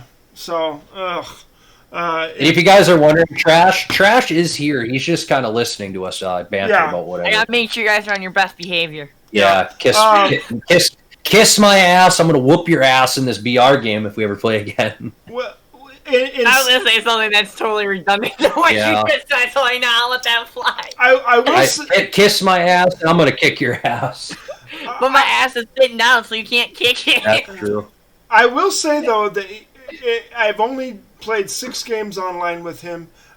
He's got 4 hits, 3 of them are home runs. So, oh well. But it's all personal preference. It's like with Pujols, how they switch his hitting. He's got that weird twerking leg kick thing that I cannot. I applaud people that can use that card and not get distracted by that, because that thing bothers me. So you said Rogers Hornsby was your best card in your lineup? That's my he's my bailout card. I need a hit, he gets it. I need a home run to get me into a game or get something going, or a double, he hits it. That card, I don't know what it is. It's just, that card for me is just really good. Who would you say is your best card in your lineup? Oof. Chipper. No. I'm gonna go here with everybody. 99 Billy Wagner, just because. No, Chipper Jones. Hit him or Mickey, and that makes it interesting for next year's game. Is who do you get for a collection reward that's going to be on par with Mickey Mantle, a switch hitting bat that can hit both sides very well with great fielding, great speed. You know what I mean? Yeah. I was talking to a couple people, and we pretty much made it down to 2 predictions for the main collection reward. It's either going to be Hank Aaron or Roberto Clemente, I would say, since it's going to be on both platforms. You got to get somebody like that, I think, for it to even compare to Mickey Mantle. Yeah. Because Mickey's card is just ridiculous. Yeah. With that MVP Corey Seager card, I'm batting 417 online. So. And here's another thing.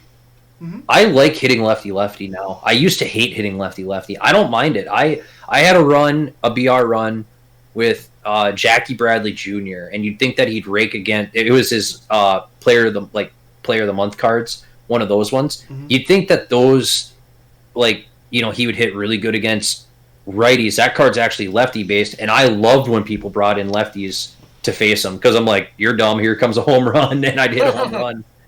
Yeah. And that's another thing. If I can digress just a second here, quick.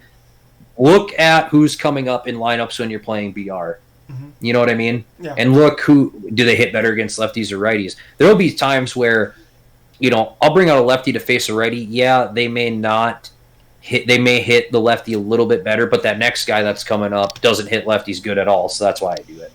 It's all strategy. Yeah. Who do you hit? Who's your best card in your lineup, Trash? Griffey. You want to talk cracked on Griffey? In 2 games, 7 for 7. I'm not even joking. You can check my Twitter on that one. Wow. 2 games. The first game, I think he went 5 for 5 with, I want to say, 3 homers and 6 RBIs. In the second game, he hit, I think he hit a single and maybe a homer, and the guy just dashboarded. So I'm like, all right, I'll take 7 for 7. Ooh, I got a good point for you there. And I love Griffey, too. The dashboarding needs to be fixed next year. Yes. They need to do something about this. And what I'm saying is I was talking to 167 about this, and a lot of other people, but mainly I was talking to him. When you're playing events, a lot of people are trying to grind for prestige stats, right? These people, they hit a home run, these kids, they dashboard. They need to add a penalty, like they do. I think they do it in Overwatch. If you're playing ranked and you dashboard or leave your teammates or whatever, they kick you out and you can't play for like 10 or 15 minutes. And then if you do it again in that same day, it gets higher. That they need to do that for MLB next year. That would be a good idea. They really do, because so many people are grinding stats and they give up a home run and then they dashboard. Now, if they dashboard, they should get timed out, and then it won't happen. It shouldn't take you. Most people in the game, unless you're a troll, they don't replay. They're just trying to get on with the game. If someone hits a home run, you're pissed off about it, just leave the game after the home run. Don't be a dick. Right. You know what I mean? I don't replay home runs until someone does it on me. Same. Yeah. If I replay a home run, I'll pause it, go into my replay, and look at it that way. Or if like you said, if someone's going to be a dick about it, I'll do it. I kind of hope they get rid of the replays. I think they will. I just do. I think it's toxic. I just think it's dumb. Yeah. It's a little. I mean, I shouldn't lie. Last night I was streaming, and I was beating this kid 8 or 9 to nothing in the first. I hit another home run, and I replayed it, and they actually left after that hit. I'm like, so that's all I had to do was replay my home run to score 10 runs, and you leave. You know what I mean? Yeah, I know what you mean. It's just the way it is sometimes. But I'm not out trying to be a dick or troll people. I enjoy streaming, and I have fun talking to people. I love talking, and it just so happens that I'm pretty decent at the game. Now everybody's calling me a goon and stuff like that. But I've had a lot of these 12-0s recently, and a lot of people, well, you don't play the greatest people. That's yes and no. Some nights I'm playing goons. I'm playing goons all night. Some nights I'm playing late into my run. I'm not playing the greatest people, but that's just when I stream. I'm a night bird, or a night bird. I'm a night owl. I'm always up at night. I'm not a morning person. I like to start my streams. Right now it's 11:06. I would already start my stream right now, and I'm not rushing to it. When I get there. But I stream from 11, roughly PM Central time, till about 4 or 5, 6, 7 in the morning. That's just when I stream. Yeah, you run. Like I said, a couple nights ago, my 12-0 game, I lost to a kid that I shouldn't have lost to, but it happens. And in that same run, I beat a kid that had a 12-0 10 times banner. You know what I mean? So you sometimes you do play bad people, sometimes you play good people. It all depends.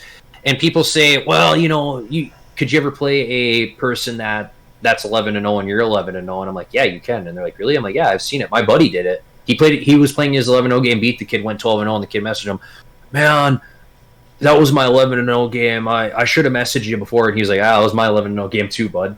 It happens. Yeah. You know?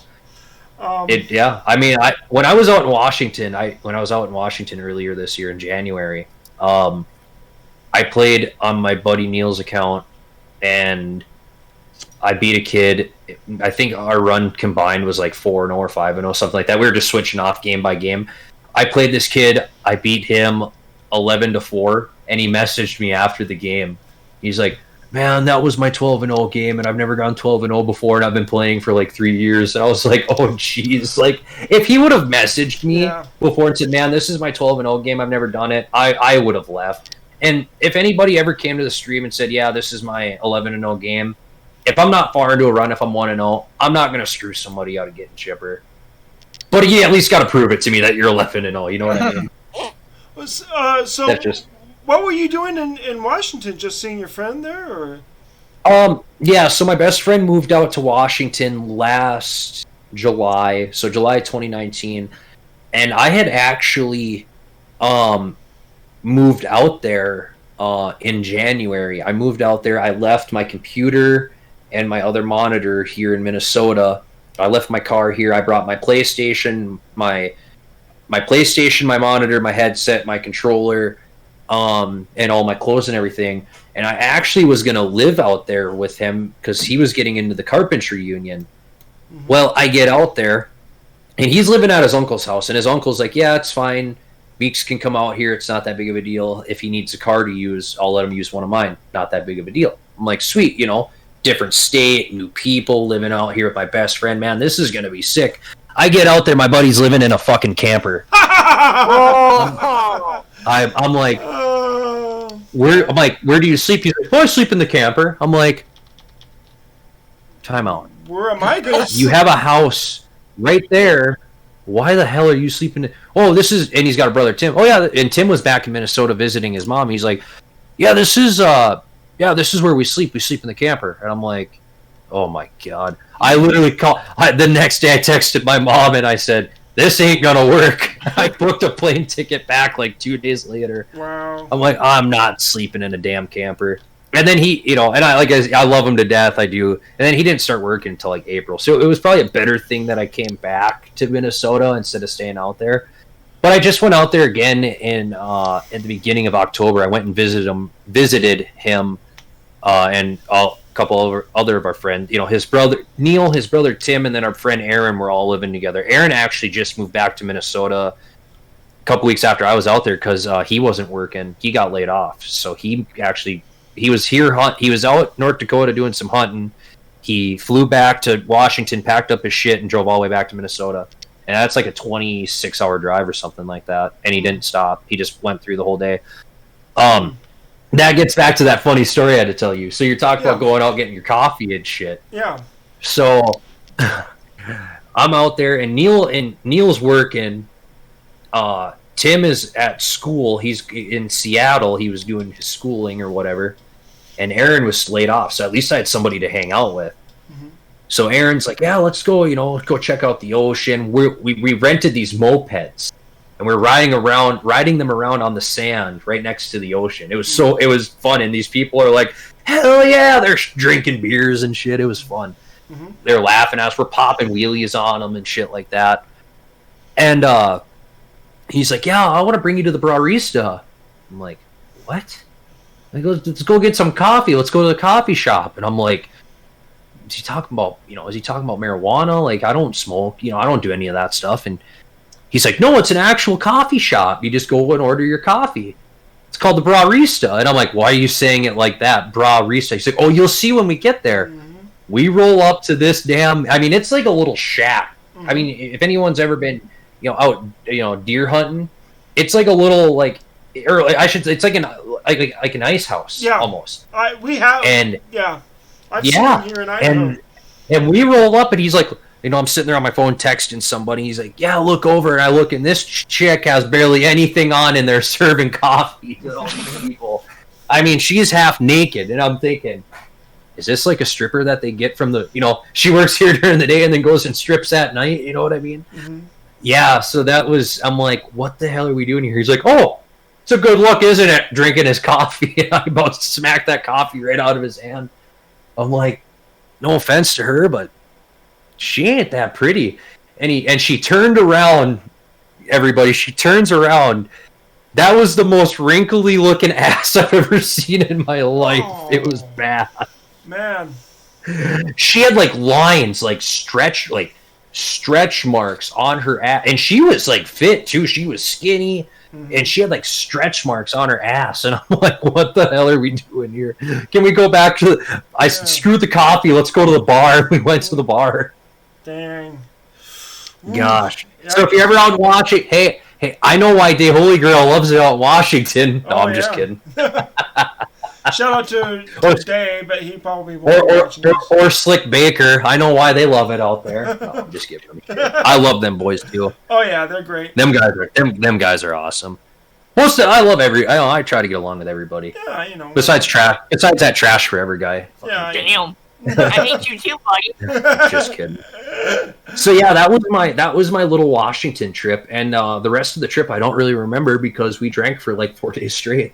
All right. But I needed to get away. I needed to go and see my buddy. It was fun to go see him for his birthday and be able to actually do something this time and not just sit around. Because really, when I was out there the first time, we just sat around the whole time. The only time we went out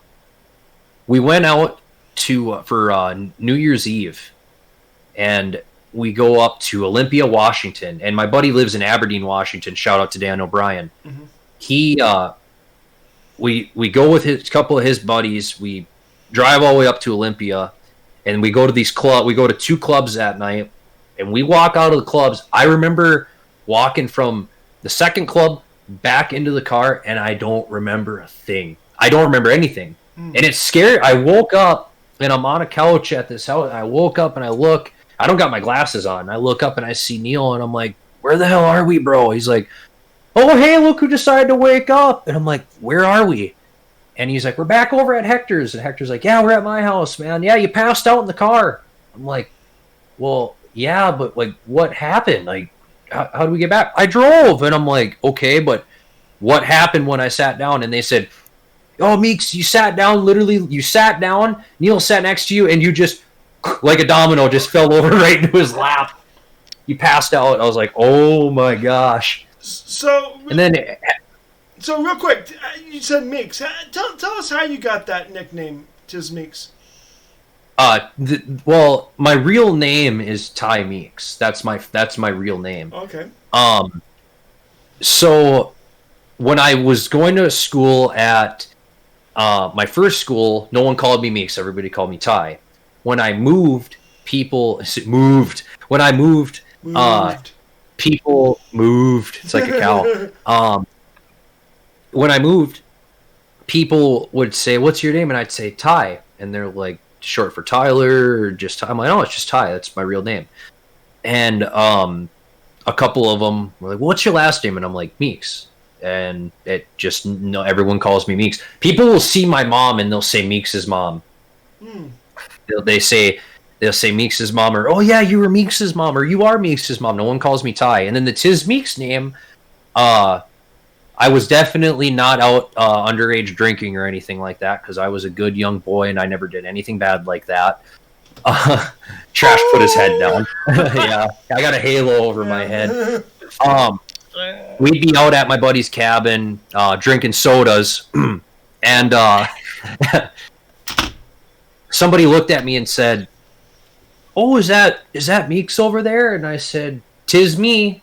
And then I needed a PlayStation gamer tag, and I'm like, what'd be a good gamer tag? Because I just wanted to do Meeks, but I couldn't. Someone already had it. I'm like, and I was sitting there thinking. And I'm a big wrestling fan, and I was going to be like, at the time, Kevin Owens was just in NXT, and he was going with the Fight Owens fight thing. So I was going to do Fight Meeks Fight.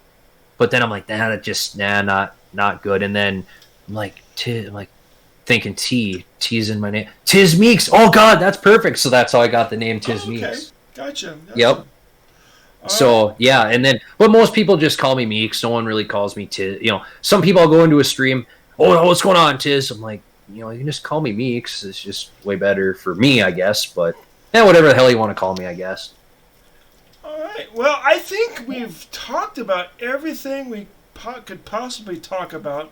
I've got work in the morning. Oof. 5 o'clock in the morning just comes awfully early. But we'll go ahead and wrap this up with the football scores. Go ahead, take it away, Trash. Okie dokie. So, we have the Bengals and football team. Football team wins at 20-9. And sorry, Bengals fans, and hope Joe Burrow recovers fast. Yeah, absolutely. Yeah. The Saints, with a surprising choice at quarterback, defeat the Falcons 24-9. Steelers Can I hold on right there? Surprising choice in quarterback. Who was the surprising choice in quarterback? So, if you don't know, Breeze went out with like 5 broken ribs, and I think heard he had 11. A collapsed lung and whatnot. Anyways, their backup, well, I thought was Jameis Winston. If you don't remember, he quarterback for the Tampa Bay Buccaneers. First overall pick in 2015. Stole some crab legs for a while. Mm-hmm. Anyways, they chose not to go with him. They went with Taysom Hill of all people. Surprisingly, he had a pretty good game for his first start in the NFL as a quarterback. Taysom Hill used to play for BYU too. Yeah, so that was, I thought for sure. I texted my dad too because he's a huge Winston fan, and I'm like, so reports say Winston's not gonna start, and he was irate because it's like, well, if you're not gonna play him as your backup, then why on earth did you sign him? I'm like, yeah, I kind of see your point there. So do you think there's going to be some friction there in the team, or you think maybe Jameis Winston is maybe we'll find another team to sign with next year, or? So that's the thing. If you're a big football geek like I am, you think back to that draft class. There was a lot of talks that Marcus Mariota should have went 1, but he went 2 instead. It was that entire draft. It was we knew they were the best going into that draft. But what happened to Marcus Mariota? That's another thing. He is currently signed to the Raiders. But the thing is with that is we were debating. A lot of people were debating who was the better player. Well, okay, fast forward to now, they both suck. Let's be honest. Mariota went to an electrifying. I wouldn't compare him to Russell Wilson, but he had that play style and whatnot, and he turned out to be really good. Like his first 4 years with the Titans, and just all of a sudden, I think got like tore his ACL or some kind of injury and fell off completely. Mm-hmm. But now you look at Winston, and I'm kind of in that same boat. Came out of college, was real strong. That 1 year he was out, I think, with another injury, or didn't. Once he stopped starting, basically, fell off completely. And then you look at Nick Foles, though. He went and won that Super Bowl with the Eagles, and has done nothing this year with the Bears. Yeah. Well, he played for Jacksonville first too. Yeah, that's true. He didn't do nothing there. I'm pretty sure he got hurt though. Yeah. But then you look at like Blake Bortles too. Now you brought that up, went from nothing. Case Keenum. As much as I hate to say that, like you get a bunch of these guys. It's crazy that you say that quickly with Bortles and then Keenum. Bortles was in the AFC Championship game against the Patriots, and Keenum the same year was in the NFC Championship game against the Eagles, and nothing happened. Yeah. Exactly. For either of them. They went. Keenum, I think. Who did he sign with after that? I think he signed with Denver. He traded him to Denver. No, he was a free. No, he was a free agent. He walked. They told him they were letting him. I think he ended up with Denver shortly after. Denver, and then now he's with Washington. I'm pretty sure. No, he went to Washington. I say no because I fact checked this. After he went to Denver or was with Denver, he went to Washington. You're right there. Yeah. But as of now, I believe he's backing up Baker Mayfield. Oh wow, I did not. I believe. But that's Teddy Bridgewater. I like to use as a prime example. Mm-hmm. One of my favorite, if not favorite, quarterbacks. Okay, yeah, I'm a little biased, but he's also part of the reason part of the reason I liked football and became a Vikings fan. I mean, I have his jersey sitting in my closet. I watched him at Louisville, however you want to say it. And then he goes out in summer 2016, tore his ACL, broken kneecap, something along those lines. That was so and bad. He went to being a backup until this year. That was such a bad... Like, if that doesn't happen to him, who knows? He could still be the starter for the Vikings. I like to say the same thing with Alex Smith. He basically destroyed his entire leg. Yeah. And now, and he came back. Exactly. But then it's like you have a young guy in Dwayne Haskins. Yeah, let's just throw him out the window. Forget about him. Like, he's nobody does. It's so stupid. They don't... A lot of teams just throw a rookie quarterback in and expect them to create... You know, not everybody's going to be a Patrick Mahomes or a Lamar Jackson. You know what I mean? But they all expect them to be. And not everybody's going to be like that. Look at Brady. Oh, yeah. For example, you know? He wasn't nothing for a while there, and then just boom, blew up. Yeah, interesting that you brought up Brady too. I had a thing about that, but it's not relevant anymore. I shouldn't say Brady was a nothing. It's just he got drafted so low in 2000, like what was he, 199, round like 6 in 2000, and then their quarterback got hurt, and he just got tossed in, and he just was a god from the start. Yeah. Okay. I know a lot of people don't like Brady, but yeah. Okay. Gotta give him credit, though.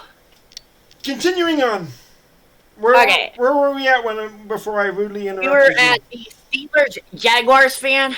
And Dad, if you're listening, I'm so sorry. Steelers remain undefeated, winning that game 27-3. Ooh. This one I thought was an okay game. The Patriots and Texans win that 27-20. The Browns, without a shock, take down the Eagles 22-17. The only shutout for this week so far, because I don't know about the Monday game, but whatever. Carolina takes down Detroit 20-0. Wait. What do you mean you don't know nothing about the Monday night game? Because I meant as in shutout. What? The Rams aren't important to you? Shutout. The Rams aren't important to you? You don't give a shit about the Rams, do you? I mean, Jared Goff ain't the stud he was supposed to be, if I'm being honest. No, he's not. No, he's not. Okay. Anyways, this one shocked me quite a bit, and I'll get to the other game that's relevant to this. Titans-Ravens.